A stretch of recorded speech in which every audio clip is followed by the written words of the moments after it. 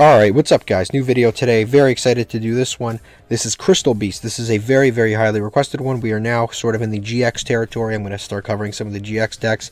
But I'm not completely done, of course, with the older seasons in terms of their character decks. But this one is really special to me. I actually like this deck a lot. I've been playing it for a very long time. As soon as it came out, I bought the entire deck. I just loved it. It's very, very different. It's very original. It plays very, very differently from most other decks in Yu-Gi-Oh!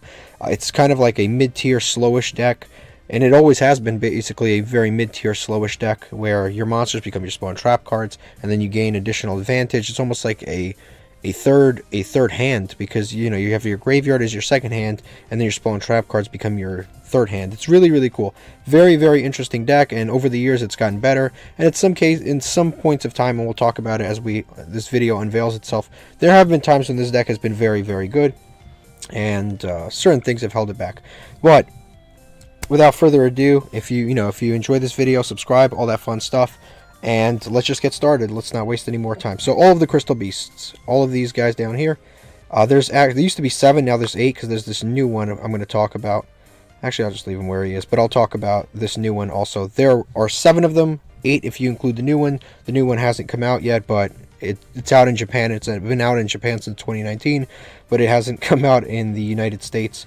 So I'll just do that one first. So this card is actually really, really good. I'll put it in A tier. So basically what this card does is when a Crystal Beast monster declares an attack, you can special summon this card from your hand. Just like any other Crystal Beast, that's just effect number 1. Just like any other Crystal Beast, when this card is destroyed, it goes to the spawn trap card zone. So that is, again, consistent across all of them. But its other effect is actually the one that makes it pretty broken, which is when this card is in your spawn trap card zone, you can banish it, and then you can special summon any Crystal Beast monster and have its effects negated. But that effect is really, really good because it makes the best Crystal Beast, which is the Sapphire Pegasus, even better. It makes Sapphire Pegasus basically a 1-card Dragoon, 1-card Rainbow Neos, 1-card, any rank 4 in the game. It's a very, very, very good card. Hopefully it comes out soon. Like I said, it came out in the OCG in 2019. So who knows when it'll come out. It's one of the real frustrating themes of Crystal Beasts over the course of many, many years, and we'll talk about that as, like I said, this video keeps going. But let's review them. So now that we have 8 Crystal Beasts, and this is definitely one of the ones that you're going to want to play, I don't have to review all of them more highly than I have to, because typically I would go, well, you're not going to put any of the Crystal Beasts in F tier because they all serve some kind of a purpose, but now you can actually choose to put some of them in F tier. First, we're going to start off with the Eagle. The Eagle's D tier for me. He's one of the ones that, like I said, this one is one of the ones that you really don't want to play, but you kind of have to, because if you want to go the whole Rainbow Dragon route, or the Rainbow Overdragon route, or any sort of anything to do with the Rainbow Dragon, you're gonna have to play at least 7 of the different Crystal Beasts. But I don't like this card all that much. Its stats are just okay. It's a level 4, 1400 attack, so its stats are decent. But what I don't like about this card is, on top of the whole going to spawn trap card zones, they all have additional effects. This card's additional effect is that once per turn, you can put one of your Crystal Beast cards on the field back on the top of your deck. That has never once come up. Like, I've never once wanted to do that. I've never wanted to go minus, put a card on the top of my own deck in any capacity. It's just such a bad effect. I've never once wanted to do that. I don't know why they printed this on this card. Not to mention, this card is a once per turn. It is a soft once per turn, but it's still a once per turn. And Sapphire Pegasus is not once per turn, and it's the best card in the deck. So I don't even know why this card has it's such a bad effect. It's absolutely terrible. Next, we've got Carbuncle. This is an A tier. This is one of the better monsters. It's not quite S tier, but it is a very good monster. Basically, when this card is special summoned, you can summon all of your Crystal Beasts in your spawn trap card zones. Very good effect. Oftentimes when you summon this card, you'll summon 2-3 monsters along with it. Very, very good for link plays. Very good for kind of recursion plays, comeback plays, grind game plays. This is one of the cards that you have to run at 3. Without a doubt, without any questions, this is one of the best cards in the deck. Like I said, not a lot of cards are going to be better than this one. Amethyst Cat. This one just basically attacks directly, and it if you inflict battle damage, it's halved. So you can attack directly, but it's halved. So it's 1200 attack. If you attack directly, it becomes 600. Like I said, this is not that terrible because in a pinch, it can create some quick damage, and it actually works fairly well with the new Zenith monster, because when your Crystal Beast monster battles, you can special summon it. So this can attack directly, and you can summon this without having to like crash into anything. So you could still do damage and get this monster out. So it's actually not that terrible. Next we've got another one that this is basically everyone's third choice, which is the Tiger. Basically, this card's only effect is when it attacks, it gains 400 attack points, so it becomes 2,000. It's a base 16, it becomes 2,000. This is kind of like a C tier, just a decent effect. If you're going the whole Rainbow Dragon route, you have to play all of these anyway. But yeah, like I said, it's not like that incredible. This one is actually fairly incredible. This is the best card in the entire deck. It is so good. It is, like I said before, basically its effects, before I get carried away, its effects are basically that when you summon it, normal or special summon, and it's not once per turn, by the way, you can you can place a Crystal Beast monster from your deck into your spawn trap card zone. That effect is not once per turn. It activates a normal or special summon, and on top of that, that effect can't even be ashed. Like, that's how good it is. It can't be drolled, it can't be ashed. You're not adding, you're just activating directly from your deck. It is such a good effect. And like I said, you could do it multiple times in a game, and that effect is what leads, in combination with Zenith and other cards, for you to do all types of different plays where you can go into, like I said, rank 4s. You can go into Dragoon and get a free discard. You can go into all types of different things like that. You can go into Rainbow Neos, one of your best cards, with the Verde Anaconda on field, so you can send the Verde Anaconda, shuffle away the monsters on your opponent's side of the field. On top of that, I forgot to mention Zenith. When it summons a Crystal Beast monster from the deck, you can actually search a Rainbow Dragon or a Ultimate Crystal monster, which is basically Rainbow Dragon or Rainbow Dark Dragon. But yeah, for that reason, both of these cards are very good. But yeah, this card is by far and away the card you always want to see in your opening hand. Luckily enough, this deck does very consistently get to this card. It basically has 9 copies of this card. So for that reason, it is where it is. Next we've got this turtle. I hate this turtle. This is F tier for me. It is in the middle ground of obscurity. What I hate about this card is that it's not level 2 and it's not level 4. See, if it was level 2, you could use 2 of them to make a totally awesome, and he would be somewhat usable. Or you could, if he was level 4, you can make a Bahamut Shark and then summon a totally awesome. But you can't do either of them because he's level 3, and he's a level 3 Aqua. On top of that, his stats are terrible. He's like 600 attack, and the only effect it has is if a Crystal Beast monster attacked, you can change it to the defense position, which, like, why you would want to, I don't know. And thankfully enough, this is one that you had to always play, but now you don't have to play because this is actually a new Crystal Beast monster in name, and it works with Rainbow Dragon, so you can officially cut at least one of them. So that's why this guy is where he is in F tier. Next we've got this card is going to be in D tier, in front of the eagle.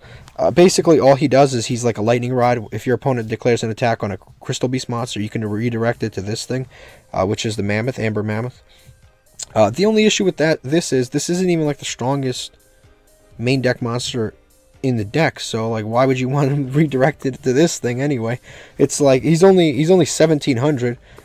The Sapphire Pegasus is stronger, it's 18, and this thing's 3000. So why in the world would you want to redirect it to this? I don't even know why you would want to redirect it. And most decks have a monster that's more than 1700 attack points, so it's not like that redirecting is gonna like break the game. He's only 1700 attack. It's not like we play in the meta with a bunch of 1600 attack monsters and he saves the day. I mean, I don't even know why they have that attack on that effect on this card. Like, it's an effect that really almost never comes up. All right, next is Rainbow Dragon. Rainbow Dragon, it really depends on what build you're playing. You're gonna have to basically play it anyway. If you're playing Rainbow Neos, you have to play this card regardless. But whether or not you decide to summon it is really depending on what build you're playing. Honestly, I think the more Rainbow Dragon focused build is actually less competitive than the actually I'll put this in C tier, than the standard like Crystal Beast combo sort of build, a Crystal Beast grind game sort of build. The problem with the whole Rainbow Dragon build is that Rainbow Dragon isn't particularly easy to summon. It requires 7 different Crystal Beast monsters on the field, sort of spawn trap card zone or in the graveyard. 7 different ones, so different names. And some of these are, like I've shown you here, are just not that great to have in your deck regardless. And getting them on the field into the graveyard isn't particularly the easiest thing. But in addition to that, its effects are very underwhelming. It can't activate any of its effects the turn it's summoned. So even though it has 4,000 attack, it really can't help you OTK as much as you would want it to. Because one of its effects are actually in a OTK helping effect, which is it has a quick effect where you can send all Crystal Beast monsters you control, meaning in the spawn trap card zone and in your monster zone, to the graveyard, and then it gains 1,000 for every one. And you probably will have a ton, but the problem is, like I said, you can't activate that the turn you summon this, so you can't like instantly OTK your opponent. And it has absolutely no protection. But on top, and the other effect, which is actually the half decent effect, you can banish all Crystal Beast monsters you control from your graveyard, and then you can shuffle all cards on the field, non-targeting, back into the deck. Now the problem with this is it actually shuffles everything, including itself, into the deck. It shuffles everything away. It doesn't even say like shuffle all other cards, like Judgment Dragon says destroy all other cards. It says shuffle all cards, including itself. And this card is really hard to summon. Like, why would you want to shuffle this card away? You really have to work hard to get it on board. So to shuffle everything back is really, really a terrible like design. I don't know why that effect is on that card. Like, that's really, really not great. I don't know. That's why I'm sort of iffy on it. It is like a cool boss monster and all, and it does serve purposes, but I don't know. That's a little bit scary. Next is the Dark Dragon. The Dark Dragon, I'd say, is slightly better than the regular Rainbow Dragon, just because it's easier to summon as long as you play the field spell, and the field spell will turn everything in your graveyard dark. So you don't even have, it turns everything in terms of Crystal Beasts in your graveyard dark. So it's good in that regard, because all you have to do to summon this is banish 7 dark monsters. So the dark monsters don't have to be Crystal Beasts. They could be anything. So you could play like dark hand traps like Skullmeister, stuff like that, and it's still completely fine. But yeah, I'd say the main issue with this card is, again, 7 monsters is a lot of monsters. And then it has a second effect. Well, that was the summoning condition. It has a second effect where you can banish any number of dark monsters, and this gains 500 for every dark monster banished from your hand and from your graveyard. Which, again, you already banished 7 monsters, so banishing, like, how many more are you possibly going to banish? Like, you already banished 7. It's a lot of monsters to banish. So for those reasons, this card is a little on the iffy side. And again, if you want to play it in Crystal Beast, you actually have to play the Advanced Dark field spell. Most of the time, both of these cards you are just going to be using in order to send to the graveyard for Neos Fusion, and then you can summon Rainbow Neos. Like, you can use either of these, and that's usually what you're going to do. Next is Rainbow Overdragon. This I'd say is B tier. It's easier to summon than these two. This card is actually pretty cool. Its summoning conditions are really the problem with it. So you can either fusion summon it, meaning like a regular fusion summon, by using 7 Crystal Beasts. That is a lot. Just if you think about it, you're never going to have 7 Crystal Beasts on your side of the field, because you can't fuse the monsters in the spell and trap card zones, because they're not monsters, they're spells and traps. So your best bet is probably, if you're going to take that route, to probably use a card like Dragon's Mirror, so you can combine cards on your field and in the graveyard. That's one way to summon this card. The second way to summon this card is by tributing an ultimate crystal monster, meaning you can tribute either Rainbow Dark or Rainbow Dragon, which, again, these two are hard enough to summon already. Like, they're already very difficult to summon. And honestly, yeah, this card is definitely a step up over like Rainbow Dragon, because you can activate its effects immediately. But I don't know, it's kind of frustrating, because it's like these two are so hard to summon, and then this card you summon after you already summon these two. So that's a no. And then it has this card right here as a trap card. Basically another way to cheat it out, Ultimate Crystal Magic. But that card is another kind of very situational card, where you have to have a monster destroyed by battle, and then you get to summon this thing. So all of the effects are very situational, and that's one of the reasons I'm really not a fan of it. It has an attack gaining effect, where it gains attack equal to a Crystal Beast monster. If you banish a Crystal Beast monster, it gains attack equal to that monster's attack, and it has 4,000 to start, so it can be really pretty big. On top of that, you can tribute this card, and then you can basically shuffle all cards on the field away into the deck. That effect is pretty good because this thing takes itself off the field and then it shuffles everything away, and it's a quick effect. So it's basically like a Rainbow Dragon, but the way Rainbow Dragon should have been in the first place, and it can activate its effects in the same turn. The only thing that's holding this card back, honestly, is the summoning conditions. Like, it's a very, very difficult card to summon as of right now. You either summon it off a trap, you summon it by tributing one of these two, which are hard enough to summon, or you pull like an impossible Dragon's Mirror fusion. So all three ways to summon this card are very difficult, unfortunately. That's the only thing holding this back. If they make a fusion spell, like a legitimate fusion spell, like Neos Fusion or Red Eyes Fusion, like a legitimate send from the deck fusion spell, I actually think this card could be somewhere in the S tiers. It's a very good interruption. Shuffling away your opponent's board, non-targeting, quick effect is a very good effect. The issue is getting this card out there. So that's the issue with this card. Next, and I'm focusing very much on the monsters because they're the heart and soul of the deck, to be honest with you. But let's continue. These two are okay. I have to talk about these two, Crystal Master, Crystal Master and Crystal Keeper. These two are very, very, very sad. There was a point in time where Crystal Beasts were actually, and you might not believe this, they were actually a reasonable Rogue 3 deck, like a tier 3 deck. That was like a Rogue deck. You could take it to your locals and win like pretty easily. You can go to regional and get like 30th place, like you could do reasonably with this deck. Unfortunately, that never actually happened in the TCG because Crystal Master and Crystal Keeper did not come out in the TCG at the same time that it came out in the OCG. These two cards came out in the OCG in 2014 in a set called Secrets of Eternity. It was one of the very, very early Pendulum sets. These cards did not come out in the TCG. It did not come out in the TCG until 2018. And you might be thinking, well, that's not like that big of a deal. First of all, it's 4 years. That's terrible. The meta shifted completely in terms of the speed that everything is. It's a way faster meta in 2018 than it was in 2014, because 2014 was like basically GOAT format. It was like so much slower. I'm just joking with that, but it was a lot slower. 2014 was a lot slower, and this is after the Dragon Rulers got banned, so the meta was kind of fresh. But the issue is, back then, pendulums were brand new. And if you look at the game board, I don't know, some of you may have not played this long ago, but the pendulum zones used to not be in the small and trap card zones. See, today the pendulum zones are in the small and trap card zones. Back then, you got 2 additional pendulum zones outside of your small and trap card zones. And the reason that is important is because with Crystal Beasts, you use up every last one of your spawn and trap card zones, either for continuous spawn trap cards, like legitimate actual like Crystal Beast continuous spawn trap cards, or for the Crystal Beast, because every time they get destroyed they go to the spawn trap card zone.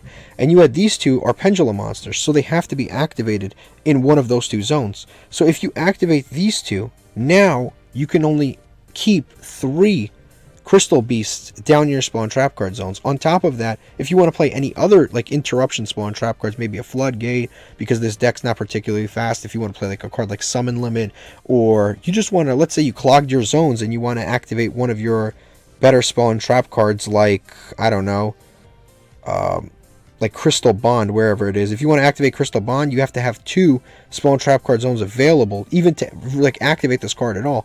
You can't physically do that because, unfortunately, these 2 cards now clog the lanes down below. And that is really one of the big reasons that this never really got to be played over here, because when it came out, it was already far too late. And this deck, like I said, in 2014, you could take it to your locals in Japan and actually do fairly well. That never ever got to happen in the TCG, just because I don't know why, but they just decided not to release it. For 4 years, they created these cards, they printed them in the OCG, and they just never released them in the TCG. That's one of the most frustrating things about Konami, is when they just don't release cards. Like, when a card is announced in the OCG, it comes out 2 weeks later, or it comes out a month or 2 months later. When it gets announced in the TCG, we could be waiting 4 or 5 years. Some cards I've been waiting 15 years to play, and I still haven't seen them.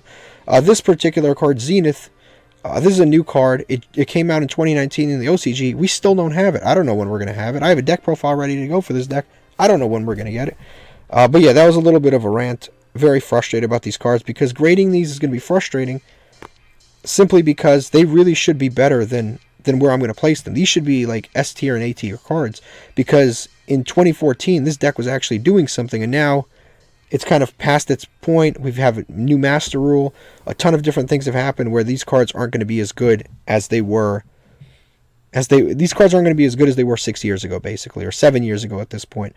Now that we have them in a new master rule with a new format, it's just not as good. But let's whatever. All rants aside, these are actually legitimately a B tier.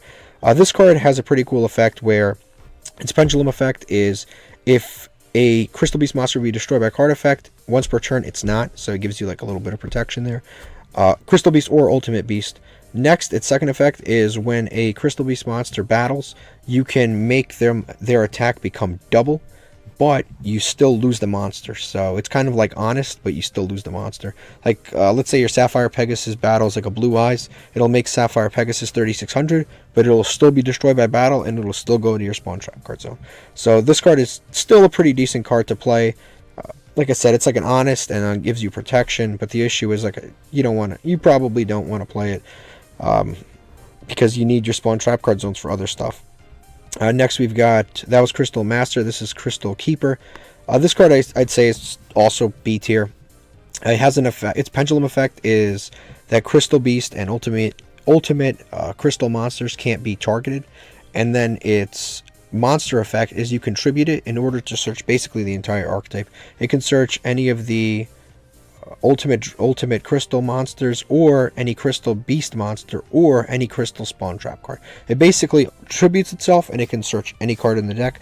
The only issue with this card is that effect sounds really, really good, but your normal summon is always going to be for the Sapphire Pegasus. This is still the best normal summon of the deck. You don't want to waste your normal summon on this, and that effect doesn't activate on normal summon, so it was intended to be used with the pendulums, because you'd be able to pendulum summon all of your crystal beasts out, and sometimes you'd have this card in your hand. You could also special summon this card out, for example, and then you'd have a free card to tribute, stuff like that. But again, you just don't have the zones to play these cards, unfortunately, just because of how the game has been set up since then. But yeah, very good cards, especially when they were printed, but unfortunately we just completely missed the timing on them. I would have loved to go to locals and go to regionals and top with Crystal Beast, but unfortunately the sad saga of these two monsters is what it is. Alright, next is Crystal Release. This card is pretty much an F tier.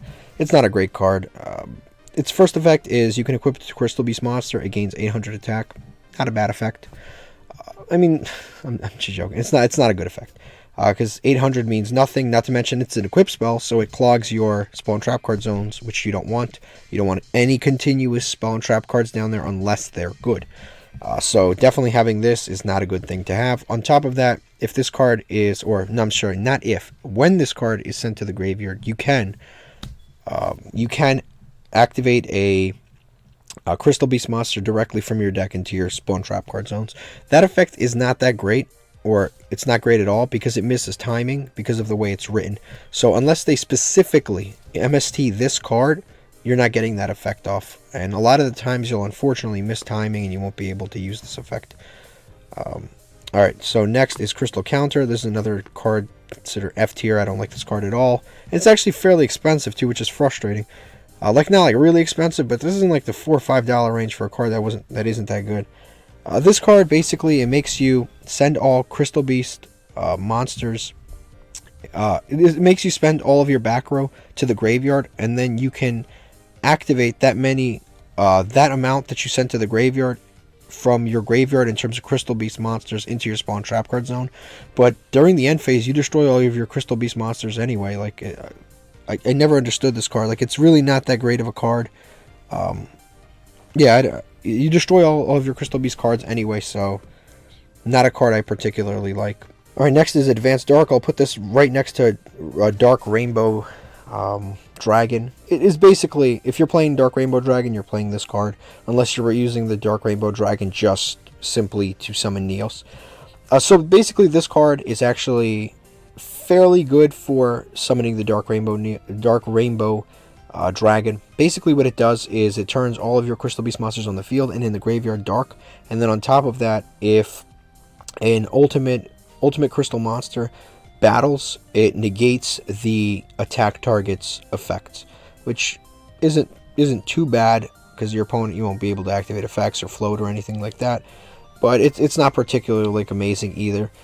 But its second effect is that if a Crystal Beast monster you control is attacked, or is attacking and you're about to take battle damage, you can send a Crystal Beast monster from your deck to the graveyard and not take any battle damage. Again, that sort of helps set up the graveyard to summon the Dark Rainbow Dragon, but I don't know. I'd honestly rather play the other field spell when we get to it. Next is Neos Fusion. I'll put this in A tier. This is actually a pretty cool option in the deck. It's very, very easy to pull off, and I'll basically put Judge the Rainbow Neos 2 right here immediately. Yeah, this is a fairly good option in the deck. This lets you fuse a Neos monster, and then you can't special summon for the rest of the deck for the rest of the turn. But if you could usually summon off a Predaplan Verde and a Condon, that's usually one of the better ways to do it. But basically, you just send a Neos and a copy of the Elemental Hero Neos and the Rainbow Dragon to the graveyard, and you can special summon the Rainbow Neos. Now, Rainbow Neos has a very, very good effect. It's extremely easy to summon. If you send, basically its effect is, if you send a monster from your side of the field to the graveyard, you can shuffle all monsters your opponent controls back in the deck, non-targeting. If you send a Spawn Trap card you control, meaning one of your Crystal Beasts, you always have Spawn Trap cards. So you can send one of your random Crystal Beasts to the graveyard. You can shuffle all Spawn Trap cards you control, your opponent controls, into their deck. And if you send a card off the top of your deck to the graveyard, you can shuffle their entire graveyard back into their deck. So all of their setup, they lose all of that. Very, very good effects. Very cool option. The only thing with this is you're gonna have to play a couple of bricks. You're gonna have to play the Neos Fusion, the Rainbow Dragon, and the Neos. That's really the only reason.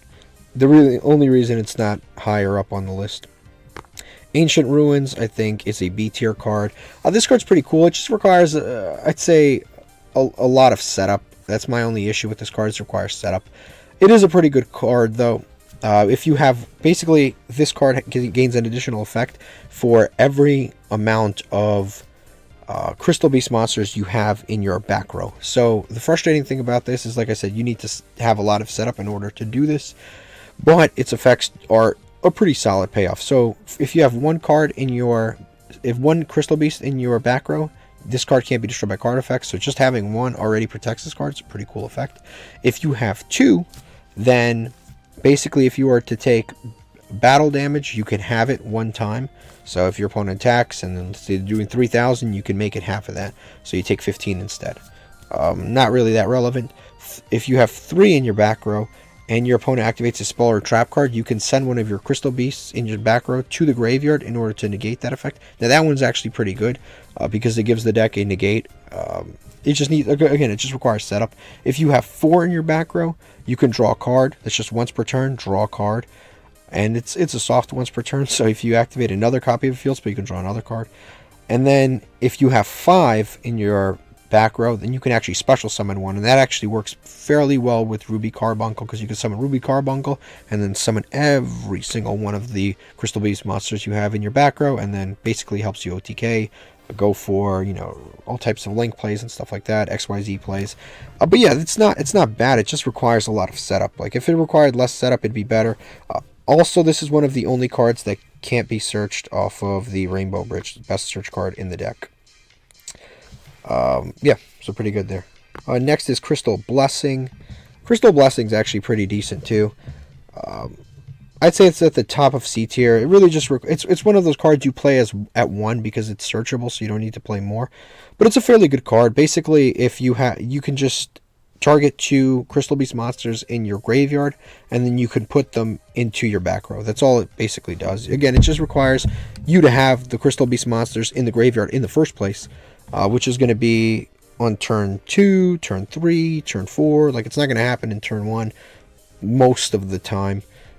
So that, I guess that's the only the only real like issue I have with the card. It's more of a card you activate later in the game, but I'd say it's a pretty solid like one of. Yep. Next is Ultimate Crystal Magic. This one is really tough to like. This is another one I'll put this right here. This card is just it's basically a fusion spell. What it does is when one of your Crystal Beast monsters is destroyed by battle, you can send 7 Crystal Beast monsters with different names, specifically different names, from your hand, deck, or your side of the field to the graveyard, and then you can special summon an ultimate crystal, and then you can summon an ultimate crystal monster from your extra deck. So that is a very convoluted summoning condition. You have to have a monster destroy a battle. You're going to have to assume that your opponent doesn't have any negates whatsoever. And then on top of that, you have to send 7 different monsters. And the issue with that is you have to play like all of these, like at least 7 of the bad ones, basically. You can't just play 3 Pegasus, 3 Carbuncle, 3 Zeeths, and maybe 3 of the Tiger. You can't just play those. You actually have to play all of these bad ones because your opponent has to... you have to play all these bad ones. They all have to be different names. That's very frustrating. On top of that, that is a very convoluted way to summon things because you have to have your monster destroy a battle. It's very frustrating for that reason. And that's one of the huge problems I have with the Rainbow Overdragon, because it's just too difficult to summon. Every summoning requirement, like it has a lot of summoning requirements, but they're all very complicated. And that's why I kind of don't like them. Its second effect is if a Ultimate Crystal monster you control leaves the field because of your opponent's card effect, you can banish this card from the graveyard and then summon any number of Crystal Beast monsters from your graveyard to your side of the field. Now that effect is actually pretty good. That's a pretty good recursion effect, but again, you have to get there in the first place in order to even activate this effect. The problem with this deck is it has too much. It has a lot of really good effects once you're already going, but it doesn't have a lot of really good effects to get you to where you want to go. And that's one of the huge sort of issues with this deck that I don't like. Next is Rainbow Refraction. This card is unfortunately F tier. This card just takes... It's another one of these cards I just mentioned. It's a win. It's a card that is good when you're already winning. So when you have... Basically, you can activate this card during a turn where a Rainbow Dragon or a Rainbow Dark Dragon activated its effects. It's also a Rainbow Refraction, so it's not searchable because it's not searchable off of... It's not a crystal card because it doesn't have crystal in its name. It has rainbow in its name, so it's not even searchable. But the issue with this card, again, you activate it during a turn where a Rainbow Dragon or a Rainbow Dark Dragon activated its effects. Both of these cards are already very, very difficult to summon. And on top of that, this card can't even activate its effects the turn it can't even activate its effects the turn that it is... You can't even activate its effects the turn that it is special summoned. So you have to wait another turn. Like it's a very bad card, but its effect, once you do get to activate it, is that you could special summon any number of Crystal Beast monsters to your side of the field, which is a very good effect. But again, you have to already have a winning position to even be able to use this card. And on top of that, like most of the time, this card will actually be a brick in your hand, because if you can't get to that Rainbow Dragon, this card is doing absolutely nothing in your hand, and it won't help you get to a Rainbow Dragon. It can just help you once you do get to the Rainbow Dragon, in which case you are probably winning anyway. So that's my major issue with this card. And Rainbow Dragon is actually counterproductive with this card, because if you activate it, you'll shuffle everything back away anyway. So yeah, they don't really work together all that great, to be honest. It is kind of like a recursion play. Once you activate Rainbow Dragon, shuffle everything away, and then afterwards you activate this to summon all your Crystal Beasts out. That is a pretty cool effect. But again, you have to have this in your hand, and you have to have the Rainbow Dragon on the field, and it's just not. For those reasons, I'm not huge on this card. All right, next is Crystal Pair. This goes at the top of D tier. Basically, what this card does is when a Crystal Beast monster you control is destroyed by battle, you can place another Crystal Beast monster from your deck into your spawn trap card zone, and then for the rest of the turn, it's a Wabaku. You don't take any battle damage. Like, that effect isn't too bad. But again, like, you want to play this deck a little faster than basically using Wabaku. But in terms of its effect, like if you're playing a really like slow control version of the deck, I'd say this isn't too terrible. Matter of fact, I'll even put it in C tier. I don't think this card is actually that terrible for those purposes. Next is Crystal Tree. Crystal Tree is like a bank account. I'll put it right here. It's actually a pretty decent card. It's like a bank account. Every time one of your Crystal Beast monsters goes to your spawn trap card zone, this card gets a counter. And then you can send this card to the graveyard and then activate Crystal Beast monsters from your deck to your spawn trap card zones equal to the amount of counters that this had on it. So let's say you summon, like, for example, let's say you summon the Crystal Beast Sapphire Pegasus, you place a card in your back row, this card gets one counter, you can send this to the graveyard, and then you can activate an additional Crystal Beast card into your back row. So it's not bad. It basically doubles every time you activate a card from for your Crystal Beast. It basically doubles the amount you'll eventually get in the end. The only issue, again, this is a continuous card, and your back row is very tight. And for that reason, it's kind of held back a little bit, but it's not a particularly like, huge deal because you can send it to the graveyard at any time and refill everything. But I actually like this card quite a bit. I'd say this is a reasonable one of nothing more. Malefic actually does not work in this deck at all. Some decks, this is Malefic Rainbow Dragon. In some decks, the Malefic monster actually does work with the deck. For example, with Red Eyes or Blue Eyes, the Malefic monster actually has some utility because you play a field spell and you can basically summon a free monster. In this deck, it doesn't really work unless if you're playing, I'll put it in D tier. If you're playing the field spell route, then this card's actually not that bad because it's like a free 4,000 attack monster. The problem with this card is it doesn't count as an ultimate crystal monster, and it's kind of annoying because if it did, this card would be significantly better because then it could actually work to summon this gigantic Overdragon. It would be one of the ways to actually cheat it out, and it would be very reasonable. But unfortunately, it does not count as an ultimate crystal monster on the field. So for that reason, it is where it is. You could basically do one of two things with it. You can make rank 10 plays, or you could just attack directly. Next is Rare Value. This is actually a pretty good card. I put this like right here in B tier. Basically, if you control 2 Crystal Beast monsters in your back row, your opponent picks one of them, sends them to the graveyard, you draw 2 cards. It's a pretty solid draw card. It honestly is a pretty darn solid draw card. Yeah, like I don't really know what else to say. It's a very solid draw card. The only thing is, like I said, with Crystal Beasts, it's always the same problem. Things require setup. But outside of that, pretty decent draw card. Alright, next is Rainbow Gravity. This card is not searchable off of the Rainbow Bridge. I'd say a fair place to put it is right here. Basically, if you have 7 Crystal Beast monsters with different names in your graveyard or spawn trap card zone, you can special summon a Crystal Beast. You can summon a Rainbow Dragon from your deck, so you don't have to like have it in your hand. And on top of that, you can summon it during your opponent's end phase, so when it comes to your turn, you can actually activate its effects. So it's like not that great because, to be honest with you, Zenith actually searches the Rainbow Dragon anyway, so you wouldn't even really need to play this card. The only like benefit that like it really does have is that you can summon it during your opponent's turn, so during your turn you can actually activate the effects. But again, this is just not really worth playing because you have better options. Honestly, you just have better options than to play this. Next is Rainbow Bridge. This card is an easy S tier. Basically, this card searches any crystal spawn trap card in the entire deck. On top of searching any crystal spawn trap card in the entire deck, it's not once per turn at all. Like, it's very good. It's a spell card, no restriction whatsoever, 1 sentence, all really good. One of the better cards in the deck. Crystal Abundance. This card is, I'd say it's C tier. Depends on what kind of build you're playing.